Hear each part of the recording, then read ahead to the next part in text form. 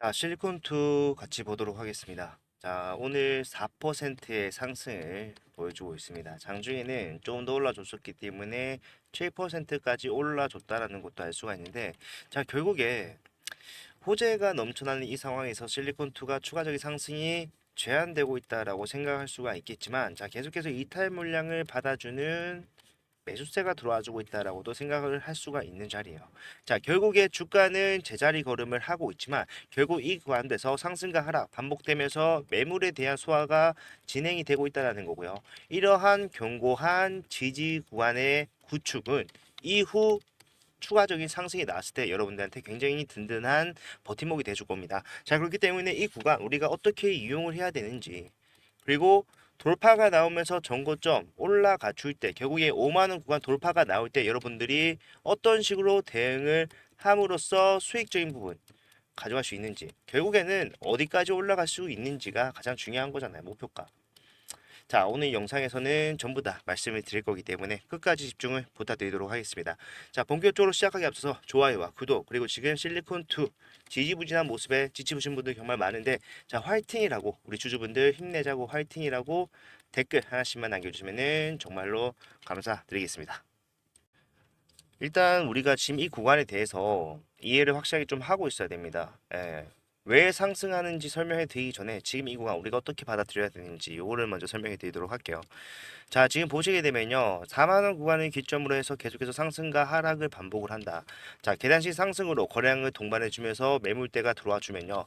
자, 과량 폭이 나옵니다. 예, 그렇게 거래량이 많지도 않아요. 한 번에 많은 물량이 쏟아짐으로써 추가적인 하락 계속해서 나오고요.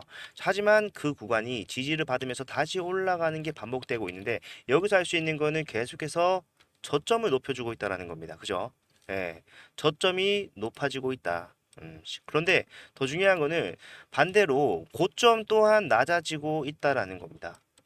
이게 우리가 좀 흔히 말하는 상강 수렴이라고 얘기를 하죠. 예, 저점이 높아지고 고점이 낮아짐으로써 결국 간격이 좁아드는 이러한 삼각 수렴, 결국에 응축되고 있다는 거예요. 자, 변동성이 제한되지만 거래량이 계속해서 들어와 줌으로써 올라갈 수 있는 방향성만 확보가 된다고 한다면 우리는 빠르게 올라갈 수 있는 구간이 얼마 남지 않았다는 걸 알 수가 있어요. 자, 저는 이런 하락, 계속해서 나오는 하락, 호재에 반영받지 못하고 주가가 의도적으로 눌리고 있다고 생각을 하는 거고요. 그러한 구간에서 우리가 타점을 정확하게 잡아낼 수 있다면요. 자, 매수를 하자마자 주가가 빠르게 올라가는 그런 모습을 볼 수가 있을 겁니다. 실제로 지금 실리콘2 주가가 상승과 하락을 반복하고 있지만 앞에서 얼마나 올라왔습니까? 자, 상승치를 상한가를 나왔던 날만 좀 보게 된다라고 하면요. 270%의 상승이 나왔습니다. 그런데 중요한 거는 주가가 고점 대비해서 지금 많이 빠졌다라고는 하지만 얼마 빠졌어요?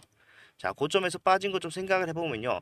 지금 17% 빠져 있는 상황이죠. 예, 그래서 지금 상황에서도 많은 분들이 실망을 한다기보다는 오히려 기대감으로 대응을 하고 계신 분들이 많다라는 거예요. 자, 맞는 방법이라고 생각을 하고요. 이러한 기대감에 알맞는 대응법은 어떤 게 있는지, 자, 여러분들의 기대가 틀리지 않았다는 게 왜 증명이 되는지 이런 것들을 또 마찬가지로 설명해 드릴 건데, 자, 실리콘2 같은 경우에는 화장품을 만들진 않지만 화장품의 최대 수혜주다라고 할 수 있어요. K뷰티 관련해서.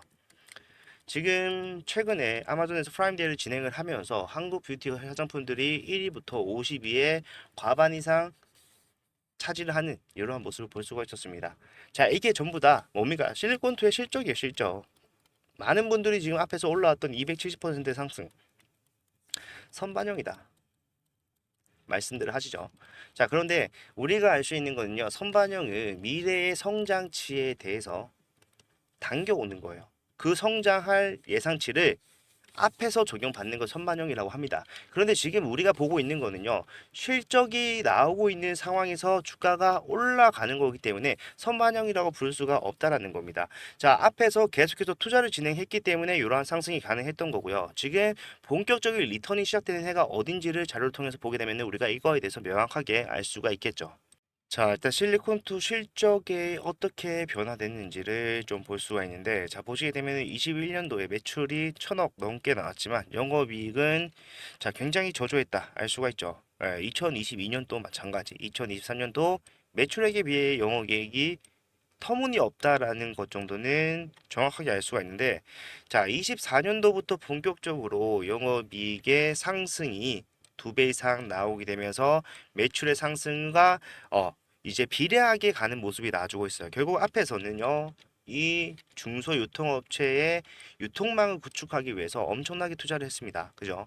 예, 지금 이거 우리가 알 수 있는 거 밸류체인 좀 봤을 때 그러한 이유가 설명이 된다는 건데, 화장품을 만들진 않지만 자, 상품 마케팅을 대리하고 지금 전체적인 상품 마케팅뿐만 아니라 판매 물류 대행을 대신 진행을 함으로써 거기서 중간 유통에 대한 마진을 실리콘도 실적으로 반영받는다는 거죠. 국내 브랜드사 물론 큰 회사들도 많죠. 하지만 중소형 업체들이 정말 많습니다. 자, 실제로 생산하는 것도 좀 보게 되면요. 국내 브랜드사들의 특징은 다품종 소량 생산이에요. 예. 이거는 사실 이제 해외 진출을 할 때 알맞는 프레임은 아닙니다. 예. 소품종 다량 생산을 해서 대형 유통 플랫폼에 납품을 하게 된다라면은 그 과정에 유통에 가는 비용들, 그리고 세관에 드는 비용들, 관세 그런 것들 전부 다 절약할 수가 있겠지만, 국내 브랜드들의 장점이자 무기가 뭡니까? 결국에는 다양한 제품군을 고객들에게, 최종 소비자들에게 전달을 함으로써 우리가 인정을 받고 있는 걸 생각을 해봤을 때, 자, 국내 브랜드사 앞으로도 실리콘투를 계속해서 이용할 수밖에 없다라는 거예요. 자, 그걸 잘 아는 실리콘투도 마찬가지로 어떠한 행동을 하고 있습니까? 자, 물류 관련해서 M&A 진행을 하고요. 투자를 엄청나게 지속적으로 가져가고 있어요. 화장품 만들진 않지만 결과적으로 국내 브랜드사들의 매출 상승이 실리콘투의 상승과도 연결될 수밖에 없는 상황이라는 겁니다. 최종 소비자들에게까지 가는 라인을 다각화 하면서 계속해서 매출을 올라갈 수 있게 만드는 이러한 여러 구멍을 좀 뚫어 놓는다고 생각하시면 돼요. 예, 그리고 가장 중요한 거. 자, 가장 중요한 것까지는 아니겠지만, 이 실리콘투는 이제 MSCI에 편입이 가능한 조건을 달성할 것이다라고 추측이 되는 몇 안 되는 종목 중에 하나죠. 예, 우리가 8월 정기 리뷰 사실상 못해요. 예, 못합니다. 끝났어요. 이거는 끝났는데 중요한 거는요. 자, 이거 끝났다라고 해서 실리콘투가 MSCI 언제까지 편입을 못할 것이냐. 예, 저는 당장에 11월에도 충분히 가능할 거라고 생각을 합니다. 11월 정기 리뷰를 봤을 때 발표일이 언제입니까? 10월 8일입니다. 그러면은 이 10월 8일에 발표하기 위해서 그 전에 진행이 되는 심사 언제 진행을 할까요? 자, 10월 달에 진행을 할 거예요.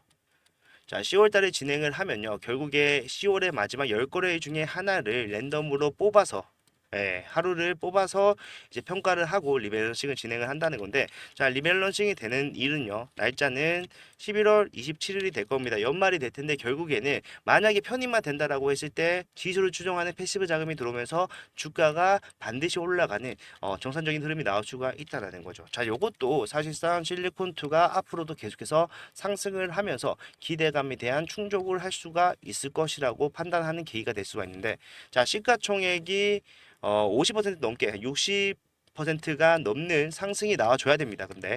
그런데 이게 지금 불가능할 거라고 생각하는 사람들 많이 없어요. 앞에서 보시게 되면은 우리가 대응을 첫 번째 했던 구간에서 빠르게 올라왔습니다. 그죠? 이때 상승치 270%라고 말씀을 드렸는데, 자, 그 기간을 좀 봤을 때, 자, 5월 9일부터 본격적인 상승을 시작하면서 6월 19일 한 달이 넘는 시간 동안에 나왔던 상승이 270%라는 겁니다.